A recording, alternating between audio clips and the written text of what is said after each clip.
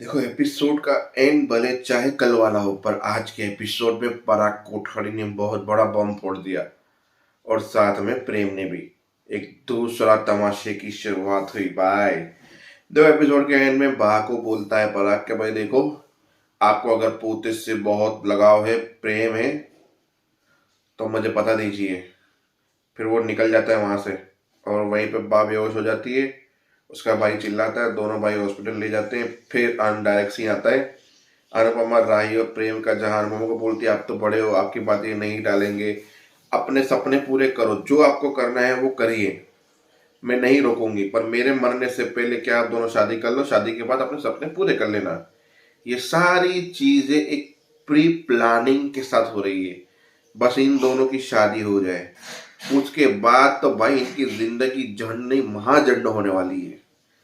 चलो बता तुम, क्योंकि डिवोर्स होती है आम बात, डिवोर्स के बाद ये लोग जाएंगे मुंबई। शादी के बाद बोलेंगे 10 दिन रह जाओ, 11वें दिन कर लेना अपनी ख्वाहिश पूरी। पर 10 ही दिन में ऐसे तमाशे दिखेंगे कि बेचारे दोनों को अलग होना पड़ेगा। यहाँ हो सकता है राही दूर रहे, प्रेम इधर रहे, फिर बातें बने। ये सब चीजें आगे देखने को मिलने वाली है हमें। चलो मुद्दे की बात करते हैं, आता है टॉपिक पे। टॉपिक ये था, पराग गुस्सा था, अब भी के अब भी निकल, तेरे लिए मैंने सही सोचा, प्यार सोचा, इंसान सोचा, झुकने के लिए सोच लिया, पर झुकने की भी एक लिमिट होती है। इंसान को इतना भी मत झुकाओ कि इंसान अपने आपकी नजर में गिर जाए और सामने वाले को रत्ती भर भी फर्क ना पड़े। तो भाई निकल, जिसके तुझे तलवे चाटने और शाह वालों के, उनको लेके निकल यहाँ से। उसकी गर्दन पे यहाँ पे हाथ रखा और धक्के मार के पराग कोठारी ने उसे घर से बाहर निकाला। पर उससे पहले भी 2-3 डायलॉग हुए जहां पे उसने बोला कि गड़े मुर्दे ना उखाड़िए पराग कोठारी, वरना अगर मैंने पुरानी बातें निकालनी शुरू कर दी तो शायद आप सहन भी नहीं कर पाओगे। पर उसको उसी वक्त गुस्से में उसने घर से बाहर निकाला। बाहर निकालने के बाद निकल यहाँ से। आज के बाद इस घर में इसकी शादी की बात कोई नहीं करेगा। शादी तो क्या, इसकी खुद की बात भी इस घर में नहीं होगी। आज मैं तुझसे रिश्ता तोड़ता हूं, निकल यहाँ से, तेरा मेरा कोई रिश्ता नहीं है अब। तो जे कोठारी से नफरत है तो जा शाह के हाउस में रह और उनके तलवे चाट जाके। फिर प्रेम कौर मामा ने बोला बात ज्यादा नहीं बढ़ानी है, चलो यहाँ से। माँ ने बोला देख लिए अमीरों के चोचले, बड़ी खातिरदारी कर रहे हैं, ये खातिरदारी है आपकी। ऐसे बोलकर सब निकले। प्रेम ने बोला 2 मिनट का वक्त दो, मैं आता हूँ, आप जाओ। तो प्रेम को वहां पे छोड़ दिया और चले गए। वहां पराग कोठड़ी के पास गया, बोला देख सॉरी मुंह से निकले ना तो ही अपना मुंह खोलना, वरना ये मुंह लेके यहां से निकल जा। बोला सॉरी, और आपको मैं फुट, आप मेरी माँ के कातिल हो। ये औरत और आपने मिल के मेरी माँ को मारा है, सुसाइड करने पे मजबूर किया है। और इन सब सिनेरियो में एक चीज समझ में आती है कि इसकी भी एक हिस्ट्री मिस्ट्री है भाई। मतलब जब उसने प्रेम ने उसके ऊपर इल्जाम लगाया कि मेरी माँ की मौत के कारण ये औरत और आप हो, इसलिए मैं आपसे नफरत करता हूँ। और फिर बोला क्या पढ़ रहा है तू, समझ में भी आ रहा है तुझे, तुझे कुछ पता भी है। फिर उसका भाई बीच में आता है, बोलता है तुम्हें कुछ नहीं पता हो तो क्यों किसी पे इल्जाम लगा रहा है, सोचे समझे बिना। सच्चाई तुम्हें मैं बताता हूँ क्या हुआ था उस दिन, सुन तो सच्चाई। जैसे वो सच्चाई बोलने लगा, पराग और उसकी माँ ने उसको रोक लिया। मतलब समझ रहे हो आप, यहाँ पे भी एक गड़बड़ है जहां पे ये अपनी बाप को गलत समझ रहा है अपनी माँ के कातिल के लिए। क्या पता इसकी माँ ने ही परमिशन दी हो शादी करने के लिए, या आई थिंक कुछ हुआ हो इतने सालों की शादी के बाद उसने देख लिया हो ख्याति के साथ। वह नो, हो सकता है वनराज और काव्या वाला किस्सा हुआ भी हो, या हो सकता है कि पराग सही भी हो। पर ये मिस्ट्री है जो सॉल्व करेंगे आगे। ये हुआ, प्रेम ने बोला अब मुझे पता है आपने ये पकवान, 3 बजे उठने के बाद खाना बनाना, सोने की गिन्नियां देना, ये सब कुछ क्यों किया।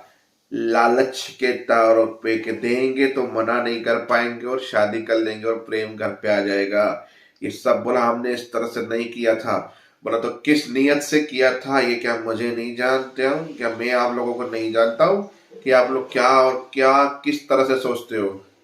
पराग कोठारी, मेरी माँ सगी मरने के बाद अगर मैंने किसी को माँ माना है तो वो अनुपमा ही है, और उसकी इंसल्ट बेइज्जती में कभी बर्दाश्त नहीं करूंगा। और जो आपने किया है आज, याद रखना।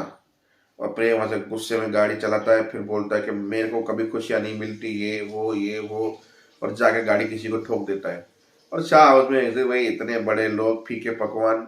ईशु बोली फीके पकवान नहीं थे, स्पाइसी पकवान थे, मैंने खुद खाए थे। किंजू बोली बेटा वो कहावत बोल रही है, कहावत। पकवान कैसे थे वो नहीं पूछ रही है तुमसे, प्लीज।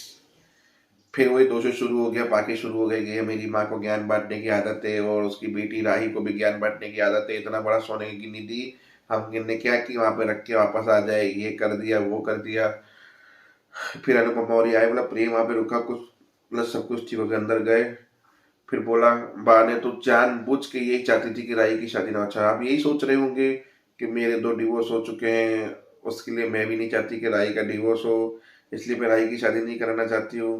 बोला देखो इन लोगों ने जो भी फैसला लिया आपस में खुद ने लिया है, हमसे डिस्कशन नहीं किया था। इन लोगों ने जो भी वहां पे किया है खुद के दम, खुद की बातें और खुद से ही किया है, इसमें मेरा कोई इन्वॉल्वमेंट नहीं है। और जो भी किया है सही करके आए, गलत करके नहीं आए। शादी कब कैसे किस तरह किसको करनी है इनकी मर्जी, और जिसको जो इंजाम मेरे पे लगाने वो लगाते रहे, मुझे कोई फर्क नहीं पड़ता। फिर आते हैं वहां पे जहां बाहर ने बोला कि क्या क्या नहीं किया हम लोगों ने, ये वो, फिर भी प्रेम। फिर ख्याति बोली देखो भाई एक बात बोलो, अगर बुरा ना माने तो आपने शगुन देने में जरी जल्दी कर दी, क्योंकि एक दिन पहले आप मिलकर आए थे और उनको बोला कि थोड़ा सोच लो समझ लो टाइम ले लो, और आपने अचानक दूसरे दिन शगुन दे दिया, तो कोई भी होगा शौक हो जाएगा। ये ख्याति बोल रही है या ख्याति के अंदर छुपी हुई अनुपमा बोल रही है? क्योंकि जो जो बोल रही है वो ख्याति नहीं बोल रही है, जबान तो अनुपमा की लग रही है।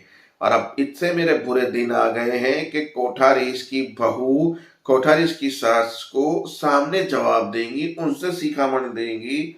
मतलब भाई साहब कोठारी उसको डांट दिया, बोला तेरी शादी पराग से हुई, उसी वजह से मेरा बेटा प्रेम मेरे घर से दूर हुआ था, तुम्हारी वजह से। तुम्हारी वजह से ही ये दूरियां हुई, उसी को समेटने के लिए ये सब कुछ किया था मैंने। मुझे शौक नहीं हो रहा है किसी के सामने झुकने में। फिर वो ख्याति रोती हुई रूम में चली गई जहां पराग ख्याति जी बोल के उसे चुप करा रहे हैं। बा ने को बुरा लगा किसी बात का, ये वो। बोला बा ने आपको माफ कर दिया, मुझे क्यों माफ नहीं कर रही? शादी तो हम दोनों ने की, प्यार हम दोनों ने किया, डिसीजन हम दोनों का था, फिर मैं ही क्यों सुन रही हूँ? फिर पराग को आता है गुस्सा, फिर पराग जाएगा बात सुनाने, पर वो कल एपिसोड इनके खत्म होता है। मिलते हैं कल। प्रेमी गाड़ी ठुक जाती है, फिर वो राही आती है, अकेले में बात करती है उसके साथ बैठ के।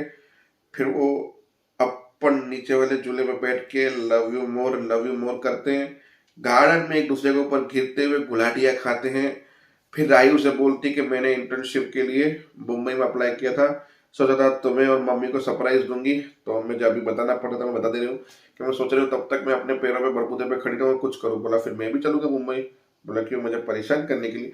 बोला नहीं, मैं भी एक अच्छा खासा कोर्स कर लूंगा कुकिंग का, जिसमें मुझे थोड़ा एक्सपीरियंस और बढ़ जाए और डिग्री भी मिल जाए, तो जिससे काम करने में भी आसानी होगी और लोगों को विश्वास भी रहेगा। तो मैं पीएचडी करके आता हूँ उसमें कुकिंग की। बोला ठीक है, तो चलते हैं कुछ करते हैं, और हम लोग की रसोई को यहाँ से यहाँ लेके जाते हैं। तो बस इन दोनों ने सपना बना लिया और इनका सपना टूट जाने वाला है, अरमान बिखर जाने वाले हैं। जय हिंद, जय भारत।